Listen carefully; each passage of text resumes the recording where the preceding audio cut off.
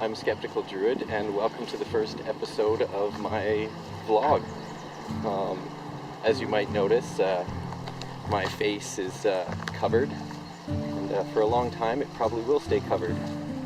At least you get to look at some nice scenery and stuff while you talk to me, but yeah, as some of you might know this term, I am still in the closet.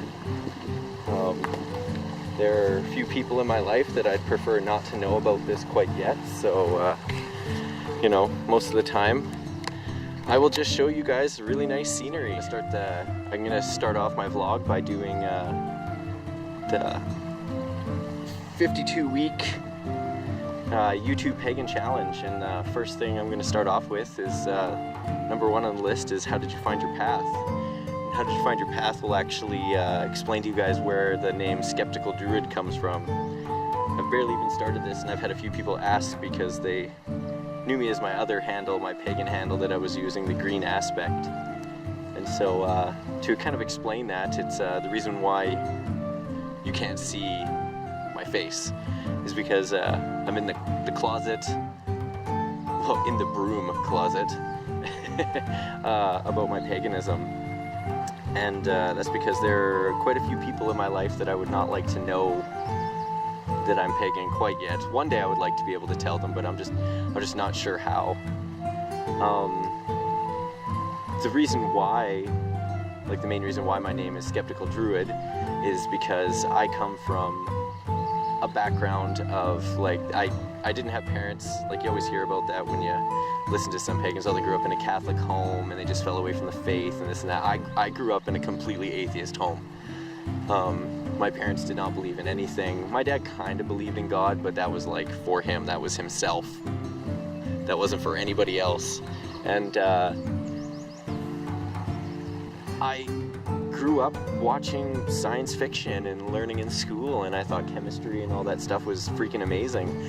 And it wasn't until I got a little bit older, into the younger teen years, that you know, you start enjoying like fantasy and things, and you start entertaining the idea that, oh, you know, wouldn't that be awesome if, wouldn't that be awesome if. And of course I had a female friend who told me about this great store that's actually still around to today. When I was like 14, 15 years old, the store was called Where Fairies Live. It still is called Where Fairies Live. It's changed hands a few times, owners and locations, but it's still the same great store that I first walked into when I was like a little teenager. And I just heard about witchcraft and Wicca, and like most teens here in Canada, we just, you know, became like, oh, what is this? What's going on? And that's where it all started for me. I caught the bug and started reading about it. And even though it interested me and I followed it and I read it, there was a lot of stuff behind it that spoke to me, especially Druidry. Like, that spoke to me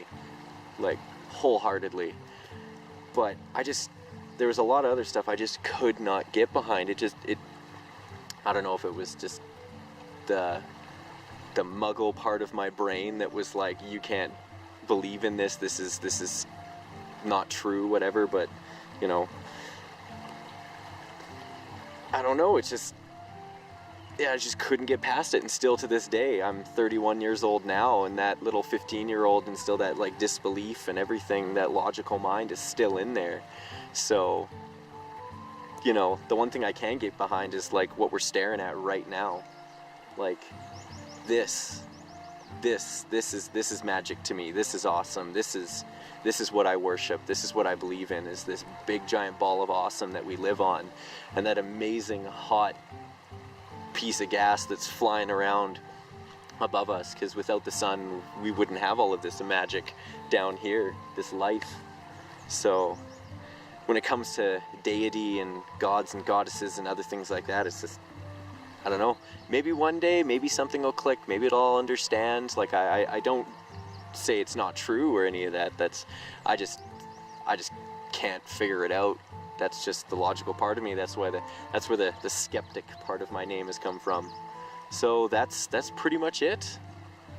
Yeah, that's how I came into my path, was just randomly heard from girls.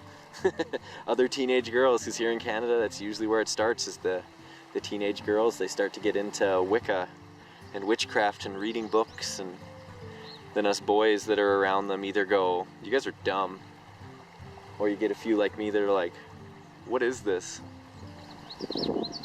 You know what happened is my camera actually cut out. I forgot I have the stabilization shot on, so it actually overheats if you actually let it record too long. So it looks like I'm limited to about 6-minute videos, especially when I'm wandering around out here in the wilderness. But yeah, just to finish up my video, thank you all for watching, and I hope to make some more interesting videos, and hope you'll all join me in my skeptical adventures of spirituality. Yeah, I'm hoping that, oh yes, I'm not hoping, coming up here, Julie, who's from Australia, who runs the For Spirituality podcast, is actually going to have me on there. We're going to do a Skype session, just talk about Druidry and stuff. So I'll put links in the show notes, and hopefully you guys will come all over and listen to me jibber jabber over there. Alright, see y'all later.